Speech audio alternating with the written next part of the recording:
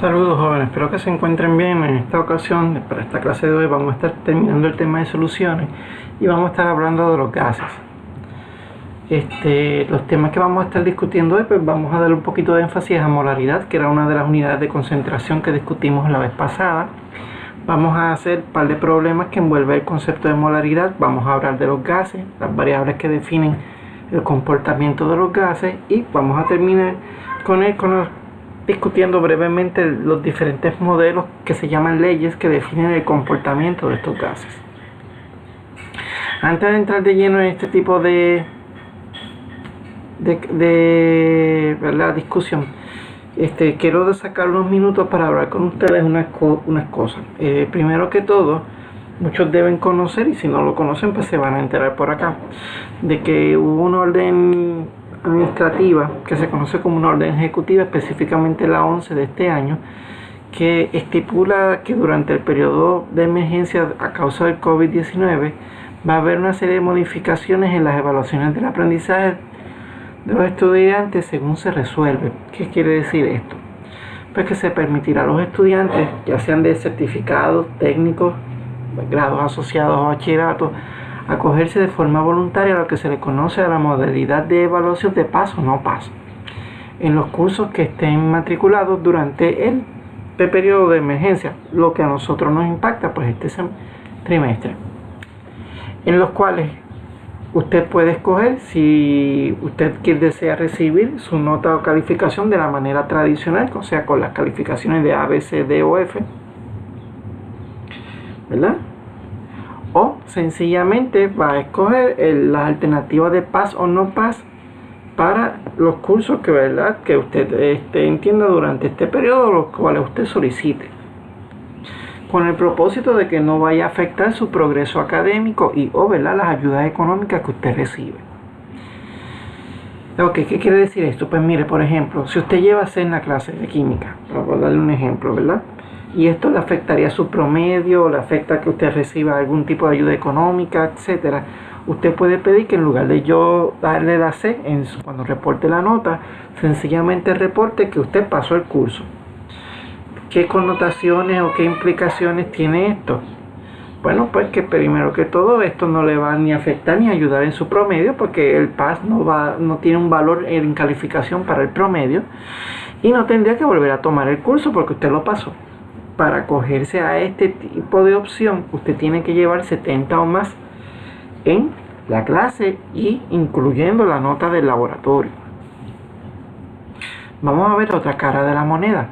Vamos a suponer que por las razones que sea, usted lleva D o F, y esta nota obviamente impactaría su promedio. Pues usted puede solicitar un non-pass. El no-pass no le va a contar en su promedio, no cuenta como una nota, pero obviamente sí tendría que tomar el curso completo, ¿verdad? Nuevamente. Y obviamente entiendo, y esta es mi opinión en esto que les voy a decir, que le aplicarían pues las restricciones, si es que tiene algún tipo de restricción cuando usted repite un curso, ¿verdad? Ya sea por beca o por algún tipo de ayuda económica, las cuales yo en verdad desconozco cuáles son las que les aplican a cada uno de ustedes. ¿Ok? Ahora, en caso que usted decida acogerse a cualquiera de estas dos alternativas, usted lo tiene que notificar al profesor.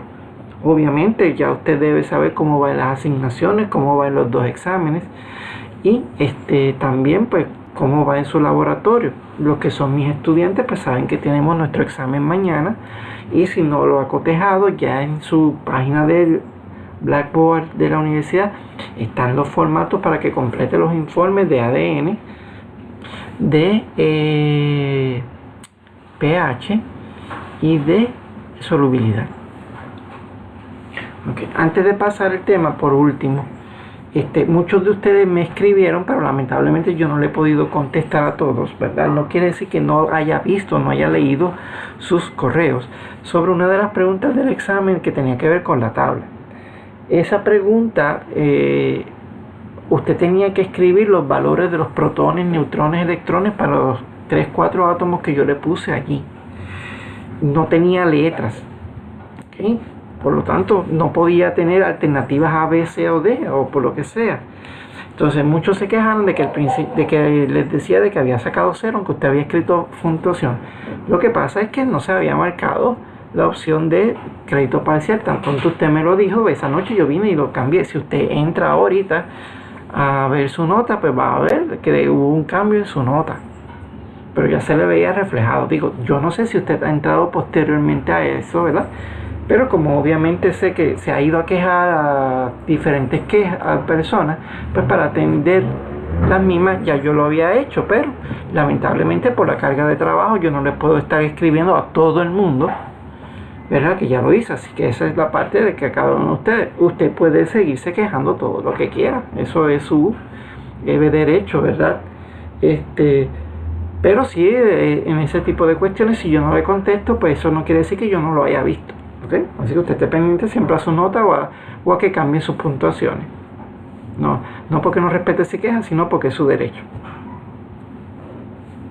¿Está muy bien? Entonces, continuando, antes de movernos, yo sí deseo de que usted tenga para el presente que para el próximo miércoles usted va a tomar su examen final.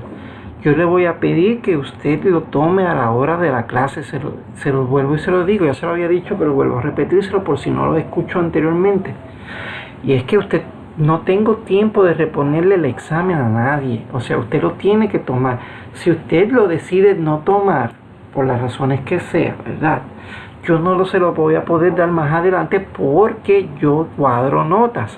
Tengo que entregar notas y me las piden para el otro día. O sea que yo estoy tratando de que usted tome el examen, ese bocón que usted oye en el fondo es mi nene. Estoy tratando de que por lo menos darle su examen para poder cuadrar con tiempo suficiente, poder ver todas las notas y poderlas entrar al sistema. Así que le voy a pedir de su parte que usted haga los arreglos pertinentes para que pueda entrar a la hora del curso a tomar el examen, ¿ok? Si no, pues tiene su derecho nuevamente a irse a quejar y dependiendo de la queja me dirán o no me dirán, pero yo una vez entregué nota, yo lo quiero ayudar, pero necesito también que usted me ayude a mí. Bien, entonces vamos a nuestro tema de hoy. Vamos a terminar la parte de concentraciones, específicamente con la unidad de concentración que se llama molaridad. Y específicamente vamos a hacer dos problemas para que usted vea cómo se aplica esa fórmula.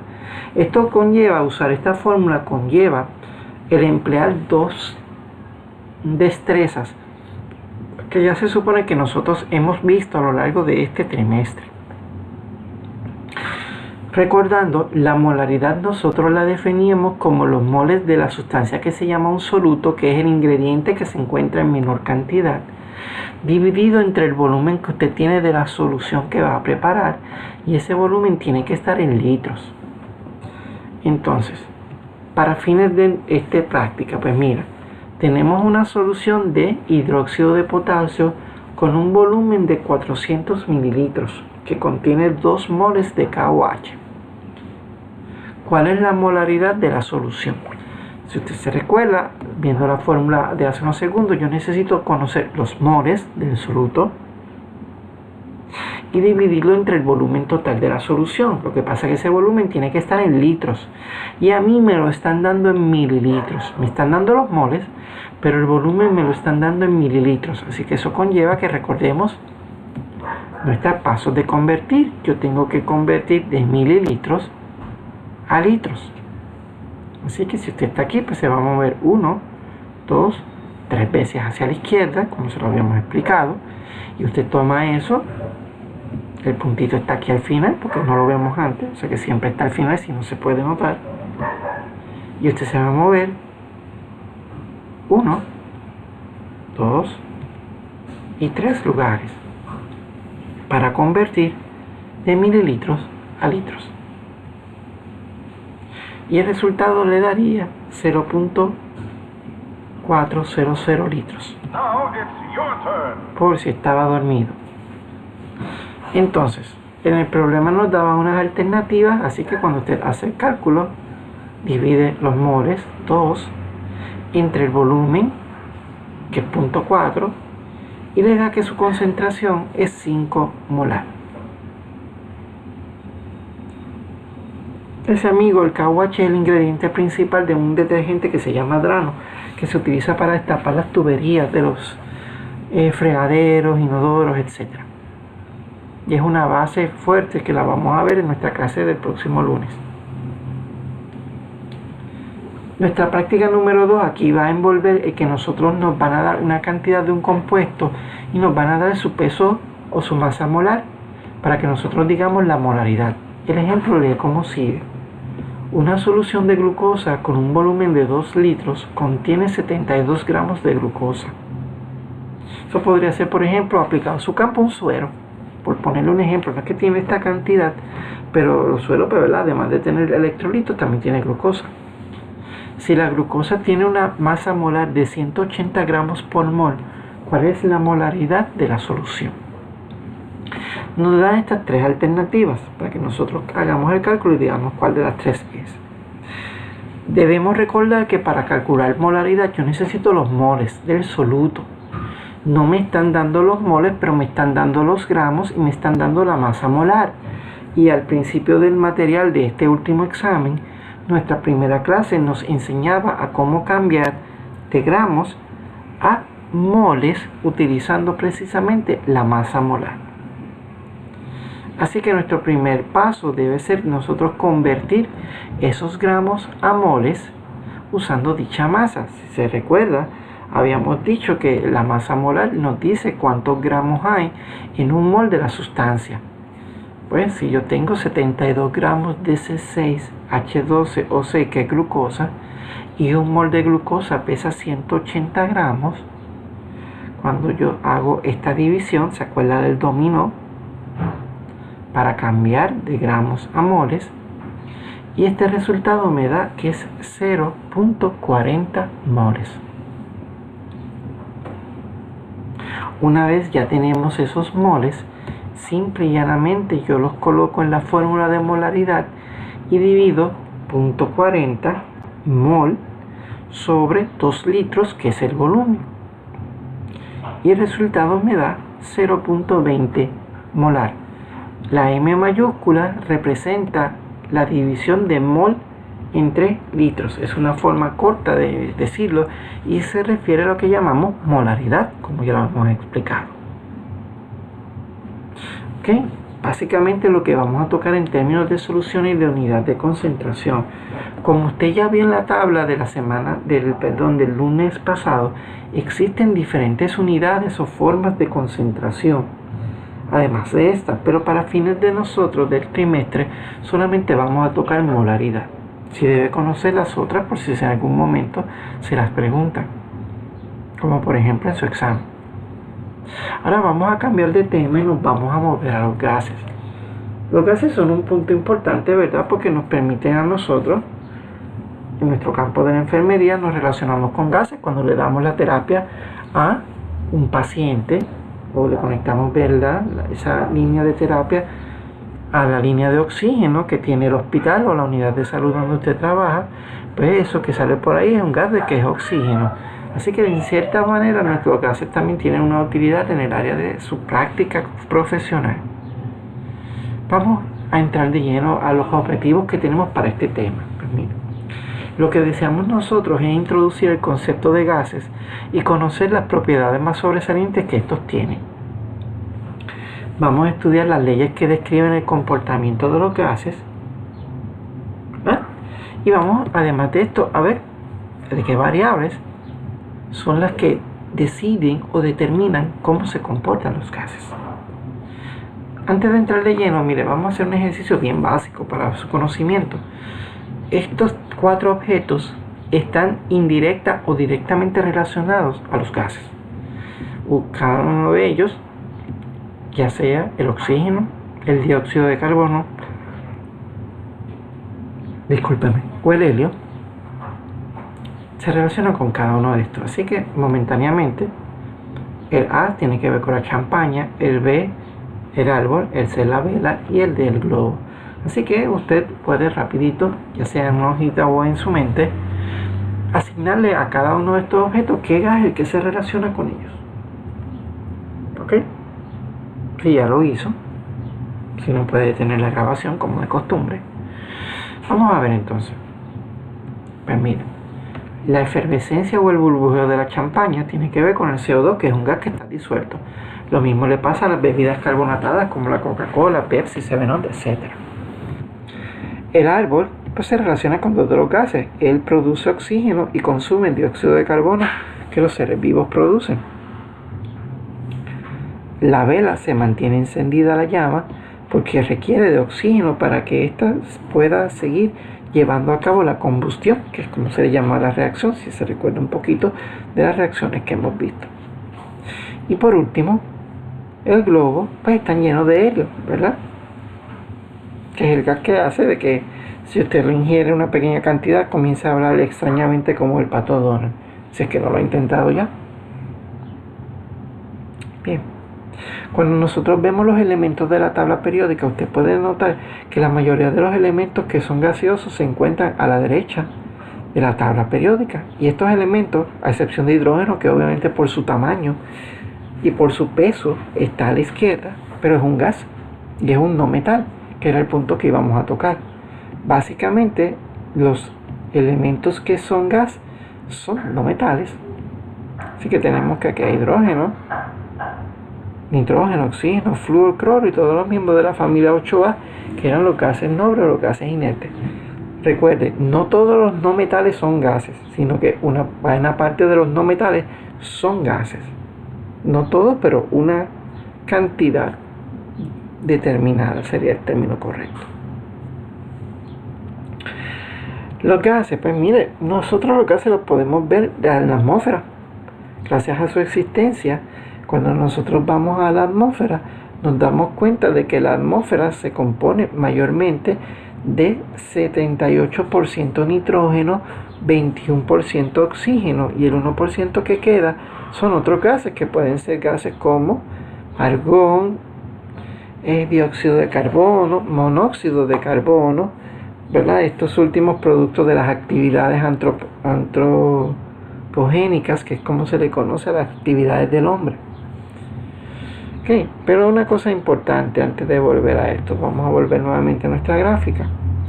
Mire, el aire es un buen ejemplo de una solución donde el soluto es nitrógeno, que es el componente que se encuentra en mayor cantidad, y uno de los solutos lo podría ser oxígeno.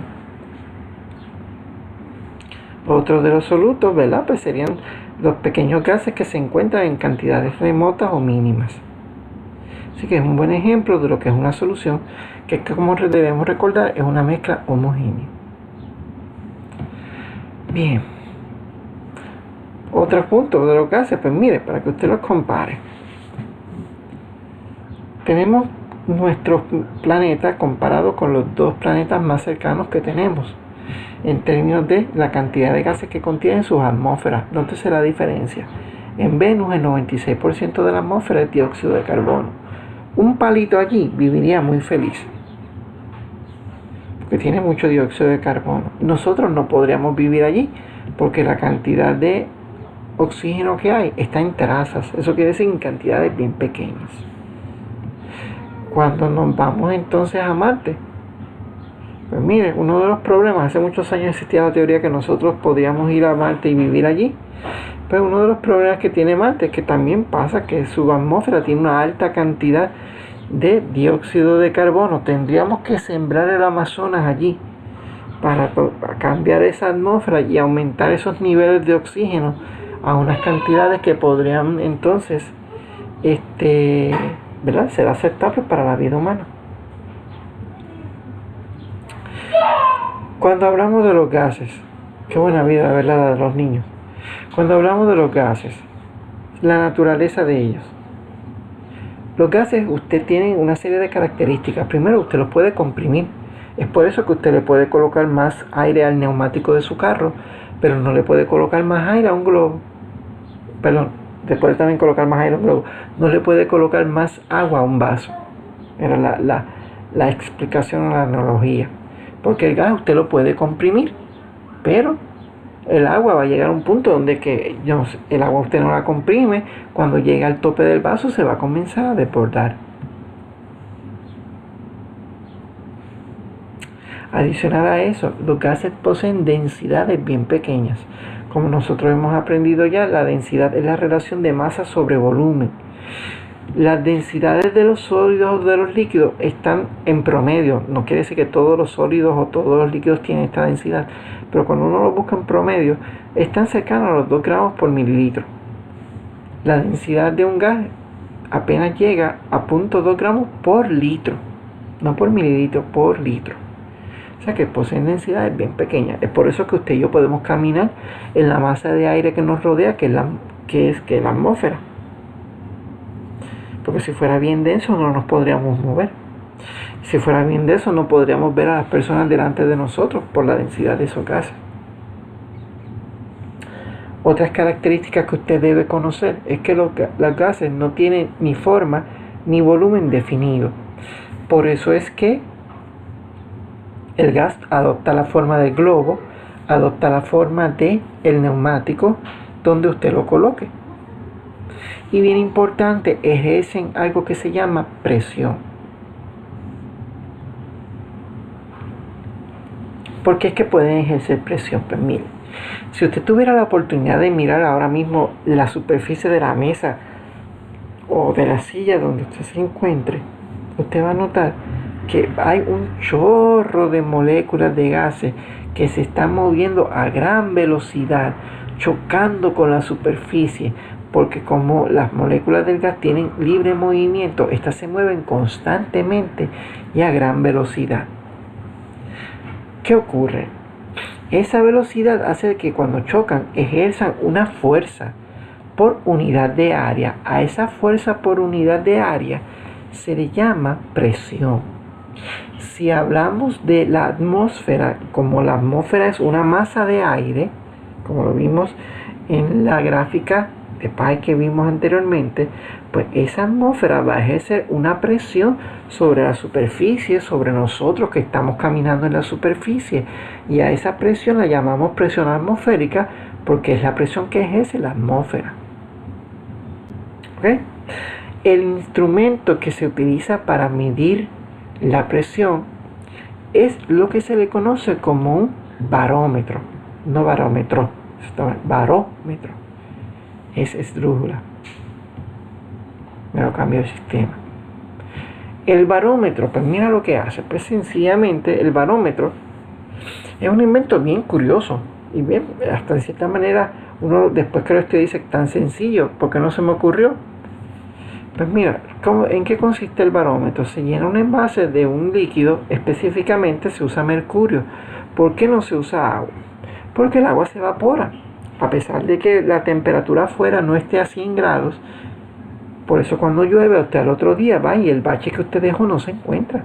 Porque el agua se evapora, aunque la temperatura no llegue a la cantidad o al valor necesario para causar la ebullición total del líquido. Así que se busca un líquido que no se evapore fácilmente. ¿Qué ocurre? Cuando ese líquido se le coloca un tubito que es abierto en el fondo y cerrado en el tope. Y se coloca ahí. Y lo que se observa es que el mercurio se mete por el tubito y asciende o comienza a trepar por el tubito hasta cierto punto. Cuando uno mide la altura de ese líquido, por eso es que se le llama milímetros de mercurio, por ejemplo, si yo lo mido en milímetros, la altura que tiene esta columna equivale a la fuerza que está haciendo la atmósfera sobre el líquido. O sea, en otras palabras, la atmósfera está empujando el líquido y el líquido, cuando se logra introducir en el tubo, alcanza una altura de 760 milímetros o 76 centímetros si usted lo mide en otras unidades. Y esa es la fuerza que milímetros de mercurio es la presión que ejerce la atmósfera. Por eso es que usted oye entonces cuando se habla de la climatología, el sistema que viene hacia Puerto Rico tiene una presión barométrica bien baja. ¿Por qué? Pues como un sistema de baja presión, ¿Qué pasa? Pues la presión que tiene la atmósfera alrededor de él es bien baja y no ejerce la misma fuerza. Por eso cuando le toman le dicen, ha alcanzado una presión de 28 pulgadas de mercurio. ¿Qué es lo que quiere decir eso? Pues que el barómetro se colocó cuando el sistema estaba sobre X lugar.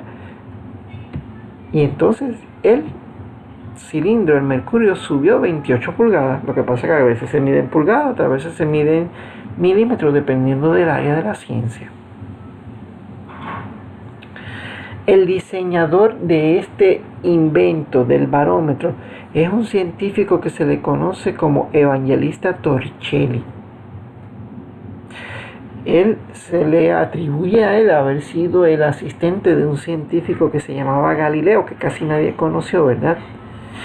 Y entre sus investigaciones que hizo por él mismo está el estudiar la presión que ejercía la atmósfera.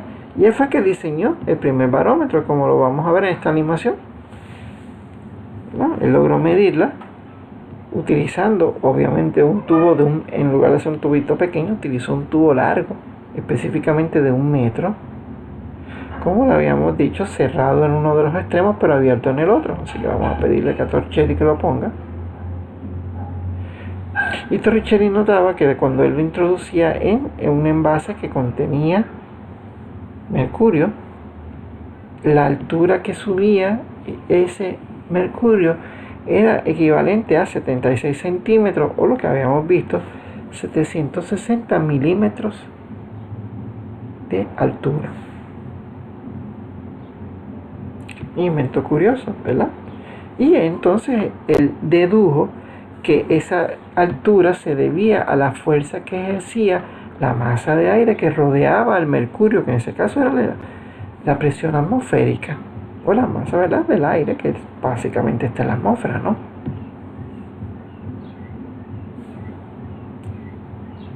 Ahora, si usted se va moviendo, van a lugares más altos, usted va a notar que el aire allí no ejerce la misma fuerza, y por eso, a medida que va subiendo en altura, la presión barométrica debe ir disminuyendo. O sea que si yo cojo el valor de Torricelli y me coloco en un punto, voy a medir una presión atmosférica. Si subo una montaña, voy a notar que la presión es menor, y si sigo escalando a alturas más altas, como el aire es más delgado, a la altura, la presión que ejerce obviamente es menor.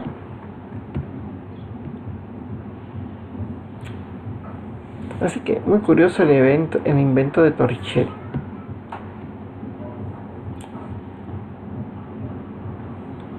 Ahora, dependiendo de dónde usted esté trabajando, existen diferentes unidades para medir presión. Nosotros tenemos que conocer dichas unidades y tenemos que establecer la equivalencia o las conversiones entre una y otra. Así que vamos a practicar un poquito aquí el cambiar de unidades. Vamos primero a aprender las unidades según el área. Mire, si el sistema internacional de medida, que se recuerda que el sistema métrico se deriva de él, mide la presión en una unidad que se llama Pascal. Con que usted sepa qué es Pascal y que el símbolo es PA es suficiente. Los químicos hablan de milímetros. Los químicos, y más que los químicos, déjeme establecer la diferencia. Los científicos en el área, ¿verdad?, de la climatología utilizan la unidad de milímetros de mercurio. Existe una unidad que se creó para honrar a Torricelli, que se llama el torr. Y los químicos, ahora sí, utilizamos la medida que se llama atmósfera. En Europa, la presión se mide en una unidad que se llama baras. No se mide ni en milímetros de mercurio, ni en atmósfera, ni nada por el estilo. Y cada una de estas unidades tiene un factor de conversión. ¿Se acuerda de las equivalencias? Que cuando usted tenía $1, eso era como decir que teníamos 100 centavos, o que teníamos 10 monedas de 10 centavos, etc. Pues entre estas unidades hay unas equivalencias. Las equivalencias son las siguientes. Usted no se las tiene que aprender, pero sí tiene que aprender a usar. Mire, si usted le está hablando a nivel del mar, la presión equivale a 760 milímetros de mercurio, que eso era lo que Torricelli había dicho.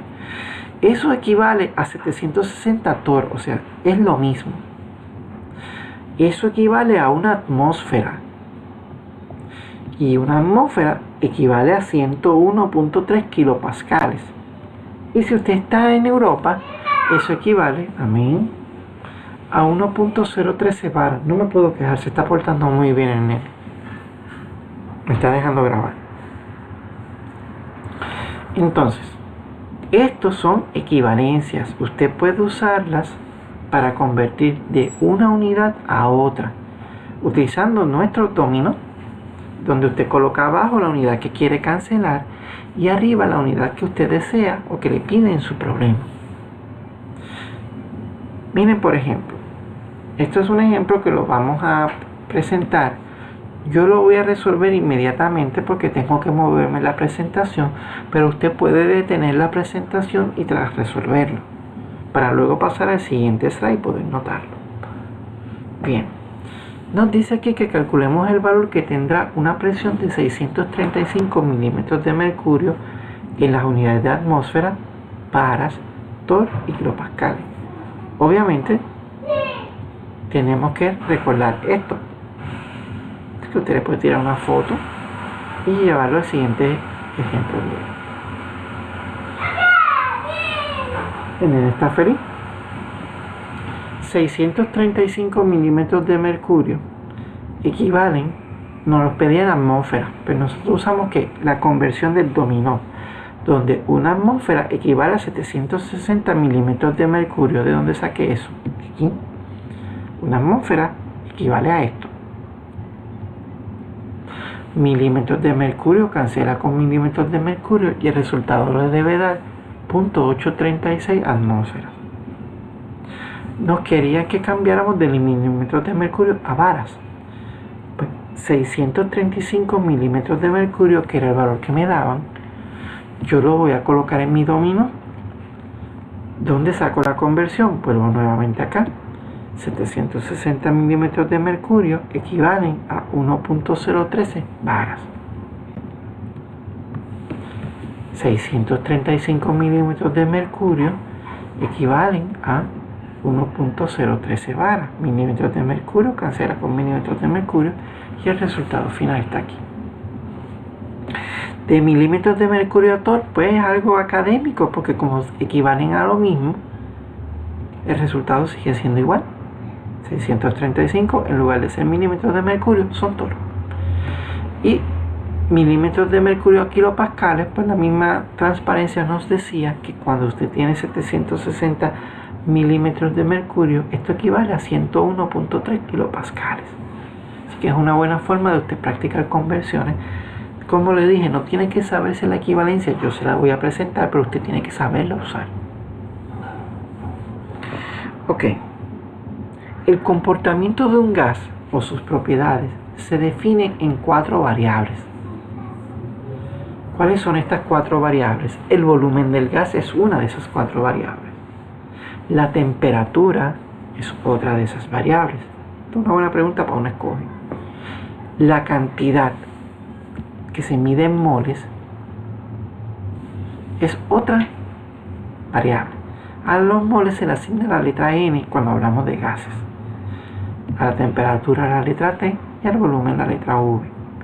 La presión, que puede ser en atmósfera, milímetros de mercurio, etc., se va a designar con la letra P. O sea, el comportamiento de un gas se puede explicar en términos de estas 4 variables.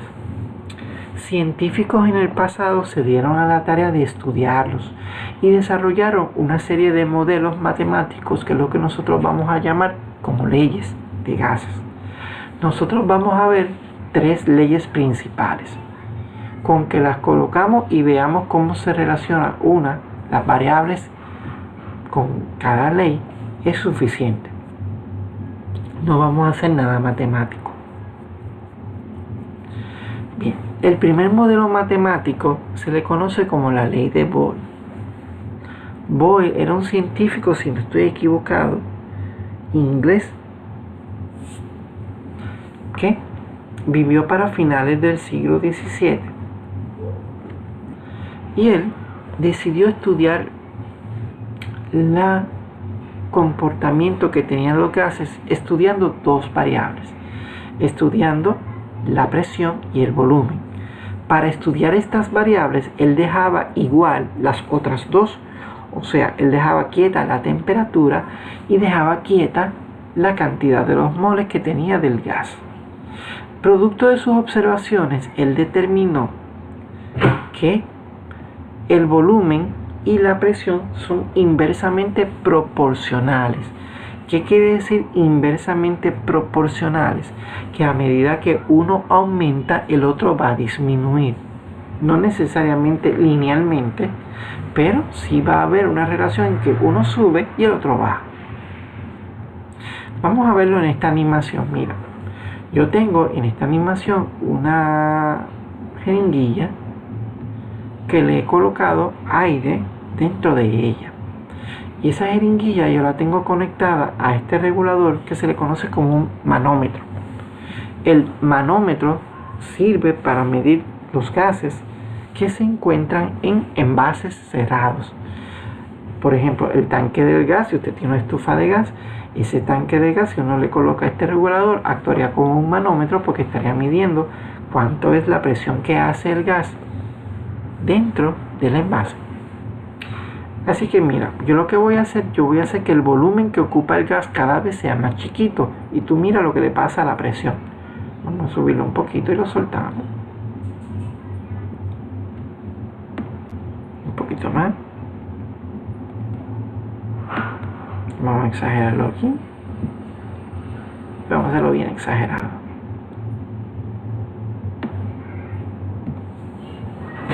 Si tú te fijas, de cada vez que yo hacía que el volumen del gas fuera más chiquito, ¿qué le pasaba a la presión? Aumentaba. Porque son relaciones inversamente proporcionales. Si una aumenta, la otra disminuye. Así que eso es lo que describe la ley de Boyle. Matemáticamente, lo que usted debe conocer de la ley de Boyle es lo siguiente. Esta relación. ¿Qué volumen es inversamente proporcional a la presión? En la matemática también se puede expresar de esta manera, que presión por volumen da igual a una constante. Fíjense que lo que hicimos fue que pasamos la presión para acá. ¿Okay? Y de esto surge la ley de Boyle, que es esta que tenemos aquí al final. Que si usted tiene un gas a una presión 1, este va a tener un volumen 1. Y que si usted lo cambia a una nueva presión 2, el gas va a tener un nuevo volumen 2. Con que coloca la fórmula y la relación que existe entre estas dos variables es suficiente cuando está haciendo su repaso. Vamos a ver el siguiente modelo. El siguiente modelo, aquí tenemos un poquito más de data de Boyle, que era lo que lo habíamos hecho con el manómetro, pero es realizado a varias presiones. Nótate cómo a medida que el volumen va siendo más grande, la presión que va haciéndose más pequeña, porque va disminuyendo. Fíjate que la de 500 de volumen tiene una presión de 100, pero el volumen de 200 tiene una presión de 250 aproximadamente.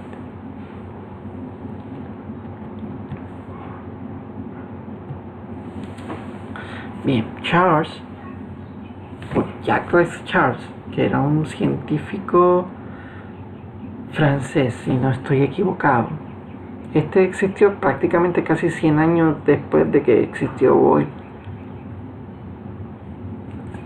Y Charles, sabiendo que Boyle había estudiado los gases en términos de la presión y del volumen, él dijo, oye, pues yo voy a estudiar los gases usando el volumen, pero midiéndolo a través de cómo cambia con la temperatura.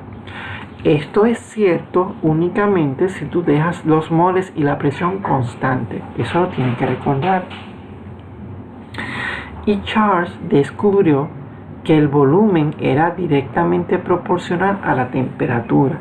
La ley de Charles tiene una limitación, y es que la temperatura tiene que estar en una unidad que nosotros llamamos Kelvin, que no son ni grados Fahrenheit ni grados centígrados como lo que hemos visto en el sistema métrico. ¿Okay? Así que son directamente proporcionales. ¿Qué quiere decir esto? Que si uno aumenta, el otro también aumenta. ¿Ok? Vamos a ver la ley. Vamos a verla la ley per se, si son proporcionales. Lo que debes conocer, que además de que son proporcionales, es que esta es la fórmula de la ley de Charles. ¿Ok? Conozca la fórmula, aunque no la usemos, pero para que finalmente pueda distinguirla de la ley de Bohr. Nos dice que si usted tiene un gas a un volumen 1, este va a tener una temperatura 1. Y que si usted lo cambia a un volumen 2, ese gas va a tener una nueva temperatura 2. Vamos a verlo acá, mira. Vamos a verlo en dos animaciones. Mira este envase. Observa cómo cambia la presión y el volumen cuando el envase se hace de un volumen mayor. Fíjate que la temperatura se hace mayor. Fíjate que la cantidad de los gases no cambia ni la presión. Y cuando yo hago que el volumen sea más pequeño, disminuye el volumen y disminuye la temperatura. Porque son directamente proporcionales. Si no, véalo en este globito que vamos a llenar. A Charles era famoso porque le gustaba, tenía de pasatiempo viajar en globo, y no es broma. Y si usted ha visto alguna vez, cuando los globos de aire caliente quieren ganar altura, ¿qué hacen ellos? Pues sencillamente, usted le aumenta la temperatura al aire que está en el globo, y usted ve que el globo se comienza a expandir, y cuando se expande es un globo menos denso, su aire, y por eso él gana altura. ¿Ok? Vamos a ver otros dos ejemplos para que vea cómo son directamente proporcionales. Mire, supongamos que su nene tuviera un globito y sale afuera en un día de invierno, obviamente no está aquí, ¿verdad? Pero usted que va a observar que el nenito, cuando salió con su globo, mientras estuvo afuera, a medida que pasa el tiempo, el volumen del globo se va haciendo más y más pequeño. ¿Por qué? Porque la temperatura del gas que está dentro del globo se va volviendo más fría. Observe que esto no pasa instantáneamente, tiene que pasar con una cuestión de tiempo. Vea este ejemplo también. Si yo quiero llenar este globo, pues yo vengo y le caliento las moléculas de los gases que están aquí, y nótese cómo que a medida que se calienta más el gas, ¿qué le pasa al volumen del gas?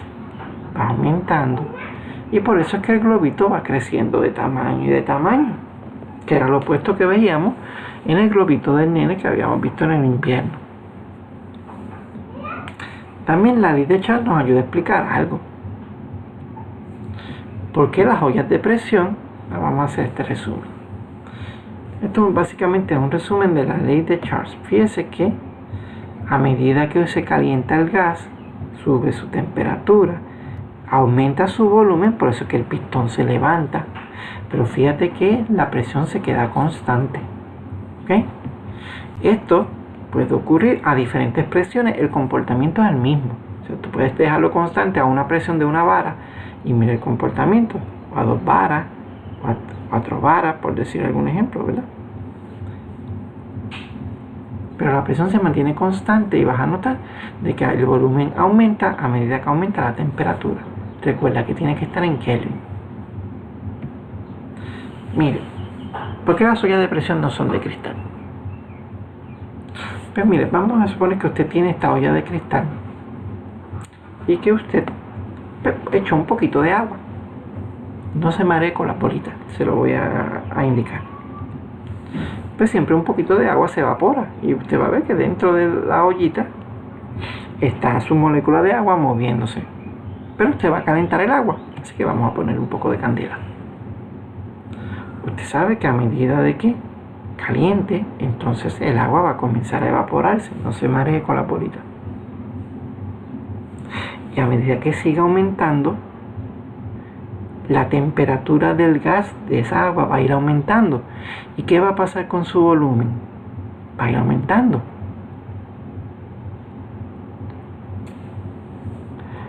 Y entonces, como la olla es de vidrio, llegaría un momento en que la presión sería tan y tan y tan fuerte que ¿qué pasaría? Volaría en canto. ¿Ok? Por eso pasan dos cosas. Por eso es que las ollas de presión son hechas en acero inoxidable o en stainless steel, para que aguanten altas, ¿verdad?, temperaturas y volúmenes de los gases y presiones también, ¿verdad? Y segundo, y bien importante, por eso es que tienen una válvula. La valvulita, cuando usted lo que hace, cuando el gas comienza a crecer en volumen, escapa por la valvulita. Por eso es que usted le oye ese ruidito tan común, porque es que el exceso del gas que ya no cabe dentro, porque al calentarse expande el volumen, pues sale por la válvula. Pero se inventaron un sistema. Si usted mira la tapita de su olla de presión, usted va a notar que tiene un sellito color oscuro. Para que ese sellito, si la válvula se tapa y el gas no escapa por ahí adentro, entonces el volumen del gas, cuando vaya creciendo, va a levantar el sellito oscuro y va a escapar, va a botar el sellito. Eso va a evitar que la olla explote, producto de ¿qué? De la expansión del volumen como causa del calentamiento. Por último modelo, vamos a ver lo que se le conoce como la ley de Avogadro. Avogadro, como ya usted sabe, nosotros lo conocimos cuando desarrollamos el término del mol, que él nos desarrolló lo que era el número de Avogadro. Y Avogadro, pues obviamente si él estudió los moles, pues él decidió que se iba a estudiar los gases, los iba a estudiar en términos de el volumen, que era lo que Charles y Boyle habían estudiado, pero lo iba a relacionar con los moles, que era lo de él. Esto era cierto dejando la temperatura y la presión constante. ¿Y qué descubrió Avogadro? Pues que el volumen es proporcional a la cantidad que tenga de moles de la sustancia, en este caso del gas. Miren en estos dos ejemplos. Esta es la ley de Avogadro. Pero mírenlo sencillamente. Claro, mientras más moles tú le coloques del gas a los globos, ¿qué va a pasar con su volumen? Aumenta. O veanlo con bolitas de playa. Mientras más cantidad de moles de nitrógeno de flúor usted le ponga, ¿qué le pasa al volumen de la bolita de playa? Va aumentando. ¿Ok? Entiendo que eso es todo por esta ocasión. Solamente nos restaría una clase que es el lunes, que vamos a estar entonces hablando del pH y vamos a estar entonces dándole los términos finales al curso. Será hasta esa próxima ocasión. Tengan buenas noches.